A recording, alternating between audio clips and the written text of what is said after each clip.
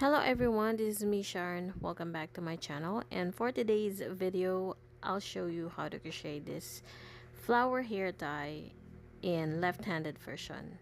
So to make this project, kailangan natin ng mga materials like yung lightweight yarn, 3.25mm crochet hook, alligator clips na pwedeng bilhin sa Shopee or any craft stores, yarn needles, scissors, and of course kung meron kayong braided hairstyle, super ganda niyang ikabit sa buhok.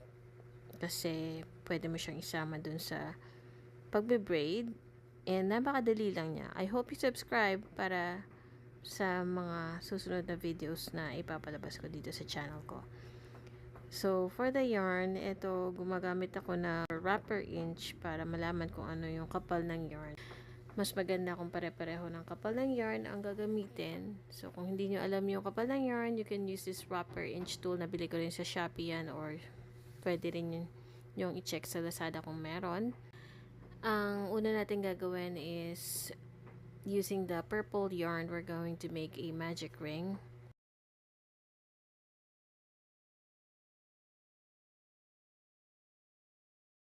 Chain 1,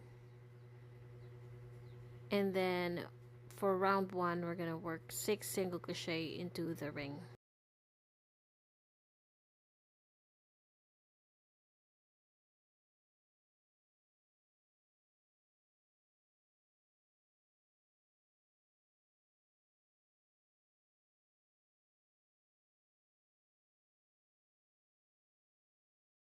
After niya mag-work tayo in spiral rounds, pwede kayong gumamit ng stitch marker. So, for every stitch, we're gonna work 2 single crochet. So, bali, at the end of this round, meron dapat tayong 12 single crochet in total.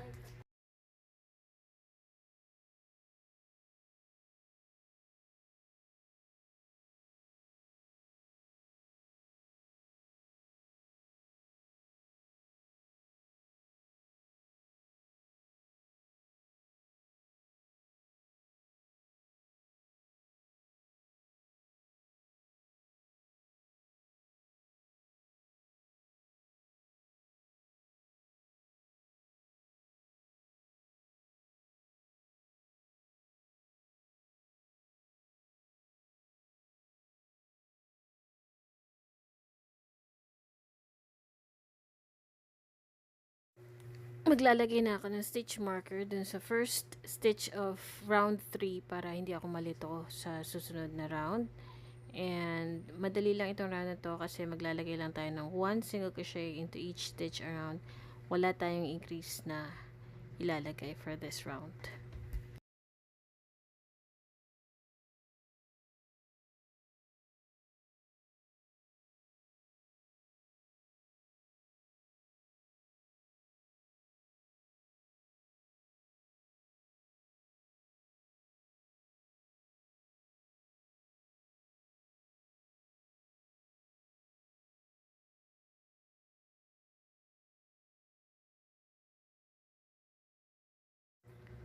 Once we get back around, uulitin lang natin ang round 3, 1 single crochet into each stitch around para medyo mas maumbok siya kaysa sa ibang flower. So, yun ang trick natin para mas malakas siyang tignan kaysa dun sa mga tatlong flowers na nagagawin pa natin. So, for the other 3 flowers, hanggang round 3 lang ang gagawin natin. So, parang hindi siya ganun kaumbok at medyo flat lang siya.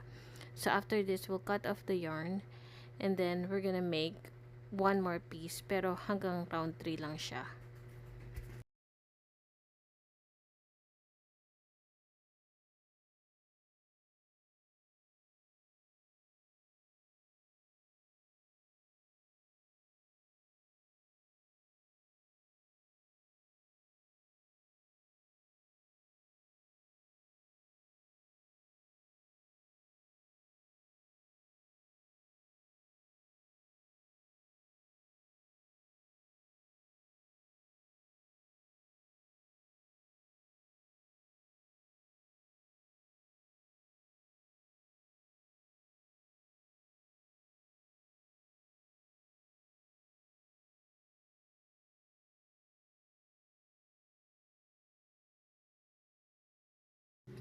So, gagawa tayo ng isa pang piraso nito. But we're gonna do from round 1 up to round 3 lang. Para flat yung pinakalikod niya. Ito yung harap niya, medyo umbok siya. And finally, after makagawa na tayo, ipi-place natin siya on top of each other. Yung wrong sides are facing each other. Tapos, using a different color of yarn, yung pang petals natin. So, we're gonna join them by working petals around para ma-close na rin yung pinaka-center nito. So, we're gonna start by chaining 3 or pwede rin kayo mag-slip knot and then chain 3 after inserting and then 3 treble crochet into the next stitch.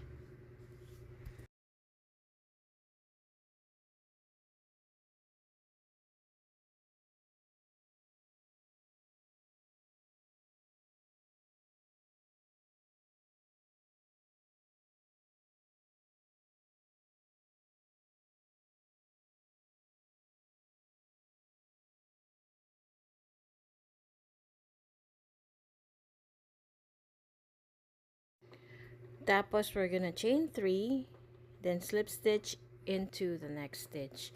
So, yan ang magiging repeating pattern natin para mabuo yung isang petal. So, ulitin lang natin yan to make 5 more petals and then after that, we're done.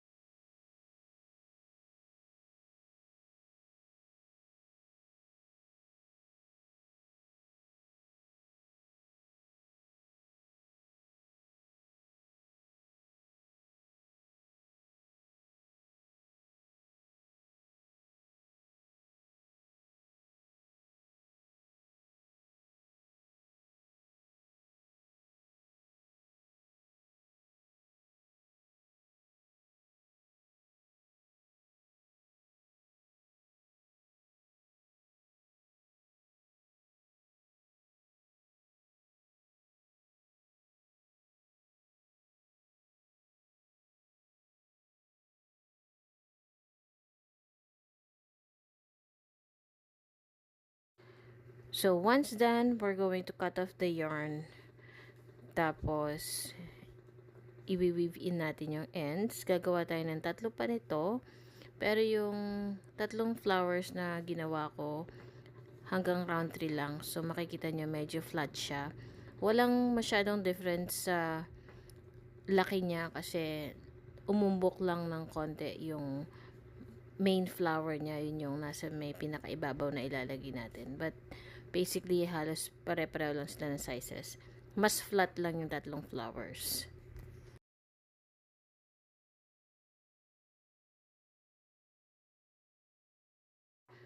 So, para makita nyo yung difference, ito yung mas umbok. Itong nasa right ko naman, medyo flat siya. Gagawa pa tayo ng dalawa nito to make 3 more. So, bale, 4 na piraso dapat siya in total. Now, gagawa naman tayo ng leaf. Ito yung itutusok natin dun sa mga flowers natin to complete this hair tie. So, maganda tong design ito if you are having a braided hairstyle. Sa mga girls, ganon.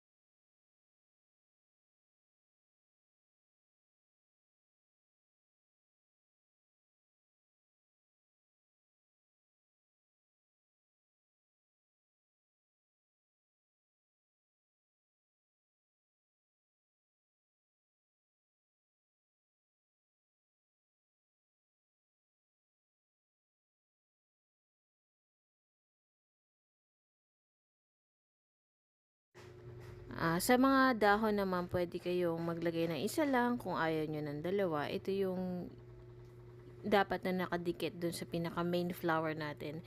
Yun kasing medyo nakaumbok na flower, yun yung paglalagay natin ng ating alligator clip.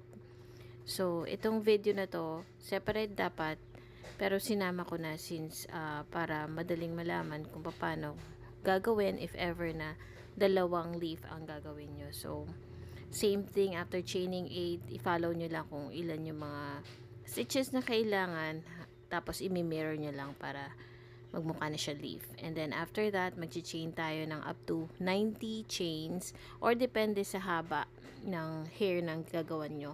So in my case, 90 chains ang ginawa ko. And magli-leave ako na medyo mahaba pang yarn para makagawa pa ako ng isang leaf. Kasi mahirap gawin if hindi ko ikakat dahil kukuha tayo ng yarn needle tapos insert na natin isa-isa yung mga flower. So, unahin natin doon sa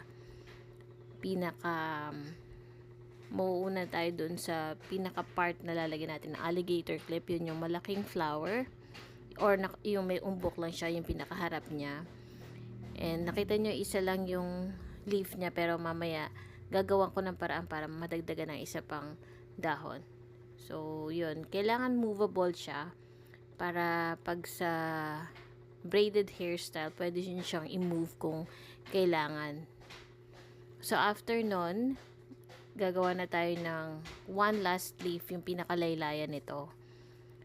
So, after nun, we're almost done. Ikakabit na lang natin yung alligator clip natin dun sa pinaka main flower natin. Yung makikita nila sa harapan pag kinabit natin yung on top of the braided hairstyle.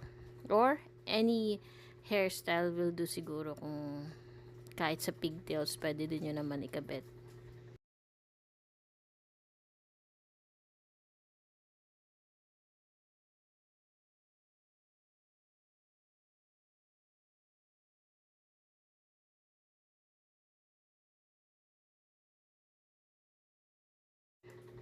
Ang ginawa ko talaga is, tinahi ko siya around dun sa alligator clip. If you have glue, pwede din naman. Kasi parang feeling ko lang baka madali siyang matanggal kung fabric glue ang gagamitin. So, sinicure ko na lang with the same yarn as ng yarn sa middle ng flower.